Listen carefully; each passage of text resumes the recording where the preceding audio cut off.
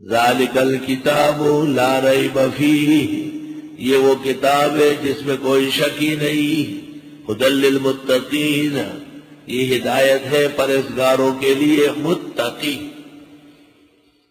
تقوی سے متقی، الذی یتقی اے یجتنب، الذی یحمی، متقی پرہیزگار کو کہتے ہیں۔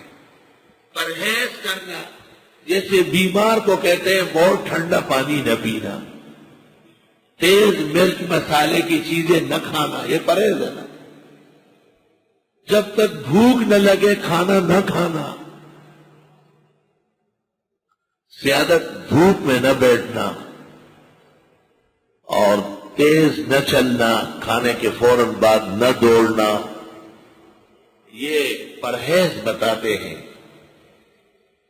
تو اس طرح کہتے ہیں کہ جھوٹ نہ بولنا، خیانت نہ کرنا، فسق و فجور نہ کرنا، اس پرہیز کے مرتکب کو کہتے ہیں متقی، متقی تقوی والا۔ یا ایھا الذین آمنوا اتقوا اللہ حق تقاتہ، ایسا تقوی اختیار کر لو جیسے تقوی چاہیے۔ بہت مشکل ہو گیا، حق تقاتی کون کرے گا؟ تو تغابن میں جواب آیا، فاتقوا اللہ ما استطعتم، فاتقوا اللہ ما استطعتم، طاقت بشری میں جتنی ہے اتنا تقوی مطلوب ہے۔ تقوی کے فائدے، یا ایھا الذین آمنوا ان تتقوا اللہ یجعل لکم فرقانا، اے ایمان والو اگر تم میں تقوی پیدا ہوا تو میں سمجھ بڑھا دوں گا، حق و باطل میں فرق کرو گے۔ ثم ننجی الذین اتقوا ونذر الظالمین فیہا جثیا، پھر ہم بچا لیں گے تقوی والوں کو، پل صراط سے نیچے گرنے نہیں دیں گے، اور جو غیر متقی ہے وہ اندھے منہ گر جائیں گے۔ یہ کتاب جس میں کوئی شک نہیں، یہ رہنمائی ہے پرہیزگاروں کے لیے، یعنی اس کتاب کے رہنمائی میں چلنے والے اعلیٰ درجے کے پرہیزگار بنیں گے۔